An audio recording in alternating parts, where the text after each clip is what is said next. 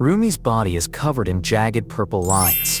They crawl across her arms, shoulders, and neck like cracks in stone. These markings set her apart from Mira and Zoe. They mark her as something other. Not fully human, but not fully demon either. The design is deliberate.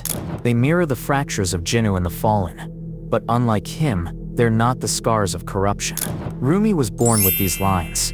They are the visible inheritance of her father's demon blood. In Korean culture, markings like these echo the idea of bujak, protective talismans written on paper or cloth to repel evil. But when misused or corrupted, talismans could backfire, marking the body instead of shielding it. Rumi's lines are a visual inversion of that belief. Instead of protection, they brand her as cursed. They also carry echoes of Han, the uniquely Korean concept of collective grief, resentment, and unresolved injustice. Han can be inherited across generations, passed like a scar from parent to child. Rumi carries her father's shame not only in memory, but inscribed on her skin. These markings make her visibly half-demon, but they also make her the key to understanding how K-pop demon hunters treats shame, not only as corruption but as something that can be transformed. Rumi's father is remembered in the story as a demon. The details of his life are unclear, but what we do know is that his blood runs through her veins. This makes Rumi unique in the demon taxonomy. She is not a brute born of the cracks, nor a fallen like Jinu, who began human and was corrupted later. She is something else, a natural-born hybrid, and that hybrid status changes everything. In one pivotal scene, Gwi-Ma reveals to Jinu that he has no power over Rumi. Jinu at one point is surprised that Rumi doesn't hear Gwi-Ma's voice. This line is easy to miss, but it matters. Every other demon in the film, the crawlers, the soul suckers, even Jinu himself, is influenced by Gwi-Ma's whispers. His voice is the constant presence in their ears, pulling them deeper into shame. Rumi alone is deaf to him. She is part demon, marked by her father's blood, yet she does not live under Gwi-Ma's control. This isn't because she's pure. Her markings prove her corruption runs deep. But unlike Jinu, she has not been consumed by it. Culturally, this reflects the way Korean folklore treats inherited curses. Children could carry the stigma of their parents' sins, yet folklore often left space for those children to overcome or transform that inheritance. Rumi embodies that paradox, born marked yet not enslaved, carrying shame but not defined by it. The tension comes to a head in the final battle at the stadium. Huntrix is fractured.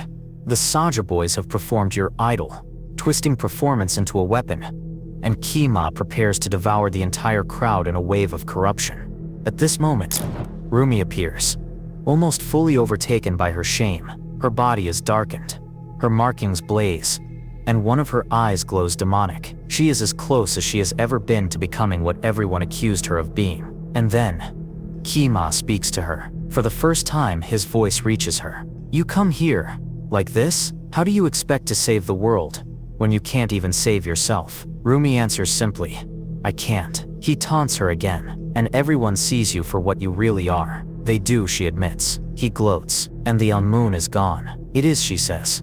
And then her voice turns. "So we can make a new one." At that moment, her demon eye shifts back to human. Her shame markings begin to glow, transforming from jagged violet cracks into pearlescent rainbow light. From her legs upward, her body rewrites itself, not by erasing her demon half, but by accepting it. She begins singing, what it sounds like, as the transformation completes, turning shame into artistry, stigma into strength. This scene is pivotal because it shows the choice at the heart of her class. Rumi could have allowed shame to consume her, the way it consumed Jinu. She almost did, but in that moment, in front of the world, she chose to own it instead. Rumi's transformation into her no-shame form is not a costume change. It's a cultural statement. Her glowing markings resemble Najeon Chilgi, Korean mother-of-pearl lacquerware, iridescent, layered, and radiant. This art form turned fragility into beauty, thin fragments of shell arranged into luminous designs. Rumi's body mirrors that process. Her cracks do not disappear. They shine brighter, reworked into artistry. Culturally, this moment also reflects the movement from Han to Hyung. Han is grief, resentment, and sorrow that lingers for generations. Hyung is joy, uplift, and release through performance, community, and creativity. Korean tradition has always framed these as connected. Han can be heavy, but through music, art, and ritual, it can be transformed into Hyun. That is exactly what Rumi does. She does not deny her shame, she performs it. She turns it into song. And in that moment, the rainbow HonMoon forms, not as a seal imposed by force, but as a living barrier born from collective performance. Rumi's no-shame form is not simply a power-up. It is the culmination of her hybrid nature, human and demon, shame and pride, Han and Hyun, all brought together and rewritten into harmony. This makes Rumi the final demon class in K-pop demon hunters, the demon-blooded, or hybrids. She is born marked, carrying the traits of her demon father. She is shamed by both sides, too human for demons, too demonic for humans. But she is not defined by that rejection.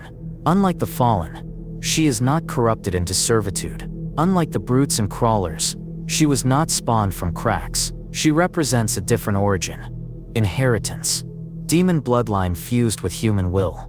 And most importantly, unlike every other demon, she proves that markings of shame can be rewritten into markings of power, that inherited corruption can become artistry, that the hybrid is not weaker, but stronger, because she contains both worlds, yet is mastered by neither. The demon-blooded stand outside K-Pop's control, and in Rumi's case, they reveal the story's deepest truth.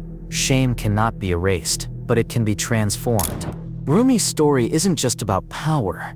It's about what it means to live with shame, to inherit scars you never chose, and to decide whether those marks will define you or be transformed by you.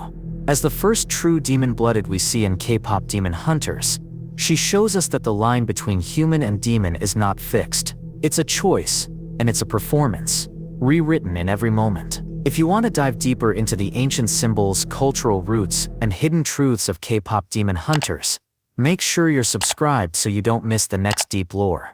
Until the HonMoon gleams golden, this is KPopDHE.